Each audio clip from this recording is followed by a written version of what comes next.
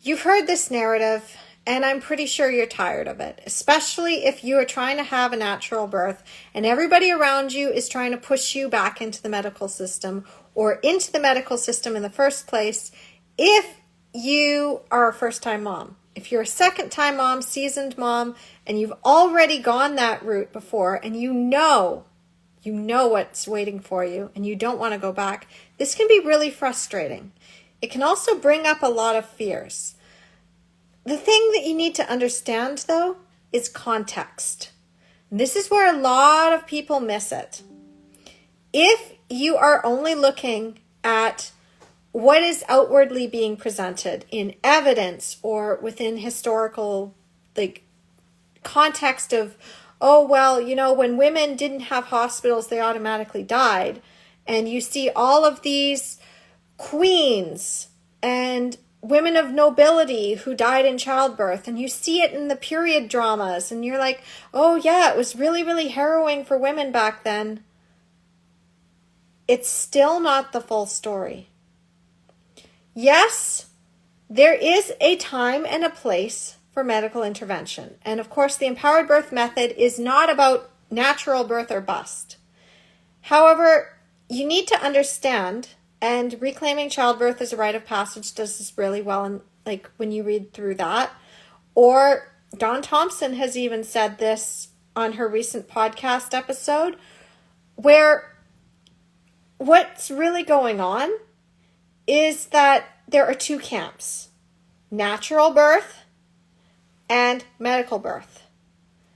And there is a discrepancy between what you're able to get. If you want a completely natural birth, going into the medical system, you're not going to get that. Unless you recognize that, yes, women died in childbirth, but why? What was really going on? I've dug deep into this. Did you know that nobility, especially once the invention of obstetrics and doctors and everything came in, they did not bring in midwives. They brought in physicians. They brought in male specialists that they thought were going to be able to protect the precious progeny. And I actually call this precious progeny syndrome. You need to recognize that women of noble birth were broodmares. They were brought in to wealthy men, usually ones that they didn't even love. If they did have a love match, that was typically rare in society, like Queen Charlotte and King George, who are also, they're in Bridgerton as well. They're that part's fictional, but the idea is they did have that many children, and one of their granddaughters died in childbirth, which then led to Victoria coming into power. But they say, oh, she was in labor for 50 hours. What they don't recognize is that she had the best doctor overseeing the pregnancy. So midwives were considered to be uneducated and therefore no good. In a patriarchal society in which women's knowledge and tie into birth was not valued. Might she still have had problems and everything if she'd had a midwife? Possibly. The baby was transverse. But could things also have turned around if they had brought in that wisdom from someone who happens to be intricately tied to birth, rather than a man? I'm not knocking men here, but it was a man, all the doctors were men, who had viewed women's bodies as defective machines that they needed to make more efficient to extract progeny, did not respect the intricacies of labor and the hormonal balance, because again, back then at that point, they believed that women's uteruses could actually like walk around. I know that it's actually uteri, but it sounds so weird. I know it's the proper term, but it just sounds weird, okay? So I do know the proper term. I don't need anybody in the comments saying it's uteri, not uteruses. And like, I get it. And it sounds weird. So, I mean, people come up with their own slang all the time. The point, though, being is that whenever anybody says something like, I almost died, or women used to die all the time in childbirth, you need to look at the historical context. You need to look at the environment that they were in. You need to look at the education. You need to look at the biases. You need to look at what else was going on in that environment before you automatically make a decision and say that it's automatically dangerous and that birth is a dangerous process that always needs a doctor. So, I mean, if you're looking to have a true natural birth, you really can't go by what society has taught you is dangerous. Because we have a very long history dating back past the 1800s where men took over the realm of childbirth for wealthy women. And technically they were working for the husbands because the husbands were the ones that wanted the precious progeny. And that has skewed the perception about birth. And we now live in an age where we can aim for a true natural birth and trust birth and bring in the medical help as needed, but we don't need it to be restrictive and controlling.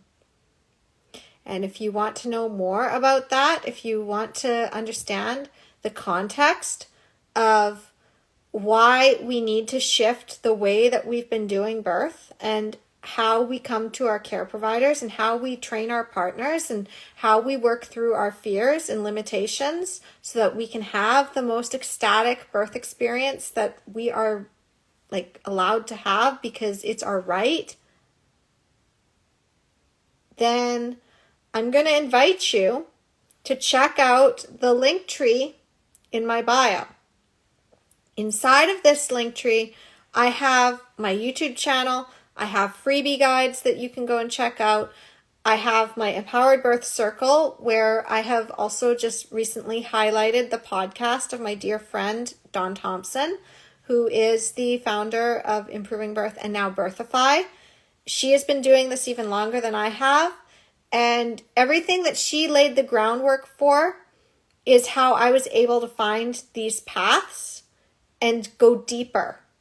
So she knows all the evidence, and she collected all the evidence over the years, and then I took that evidence and I've worked through and I've seen all these paths, and that's how the Empowered Birth Method came to be. If you're really curious, I started off as a birth advocate for Dawn Thompson's cause with Improving Birth, and I was seeing what was going on, and I saw the patterns. And I saw what the birth workers were struggling with. And Dawn talks about this on her podcast as well. So I really encourage you to go and check out the first episode that she did, because it's incredible. And again, the link's in the bio. And if you would also like to get access to my Empowered Birth newsletter, which I basically put out every single Thursday. So I will be running my newsletter later today. It will be sent out. And if you want access to that, all you need to do is go and get the Empowered Birth Toolkit on my website. Link again is in the bio in my link tree, so you can go and get that Empowered Birth Toolkit. It comes with a birth advocacy report, which will help you understand where the limitations are with your care provider and why they are doing things a certain way. And, I actually rotate things out of this toolkit, because otherwise I would have probably over 100 different resources, and I'm going to be creating even more. So the Empowered Birth Toolkit, basically I put things in, I take things out, I put things in, I take things out, And as long as you are having that toolkit in your collection, you're able to access that. You stay on the newsletter. I tell you more about that. It's my free path to working with me because, again, I am committed to you having an empowered birth, whether you are able to afford my courses or if you are going to get my book or you want to work directly with me or take my classes when I run them. And, sometimes the money is just not there. Or maybe you're still shopping around and you're trying to get the best value. In which case, you get to test the whole thing. You get to test things out. And that's what I wanted to tell you. I wanted to leave you with that because, yes, women did die in childbirth. Absolutely. Not going to say no, they didn't. At the same time, this was back in history. We didn't have the modern interventions that we have now. We didn't have the modern ideas that we have now. Women were treated as brood mares back then. Men seemed to think they knew more about childbirth than the women who were actually birthing. There was a huge campaign to get rid of midwives and to discredit midwives, to pave the way for obstetrics to take over, which would, again, male-dominated field, treating us like defective machines. I mean, there are so many reasons why women were dying in childbirth. And I guarantee you that not all of them were because our bodies were broken and defective and that birth was inherently dangerous. And that maybe, just maybe, the context needs to be dug into a little bit deeper than it has been. Which is, I've kind of proven this with what my clients have been able to do.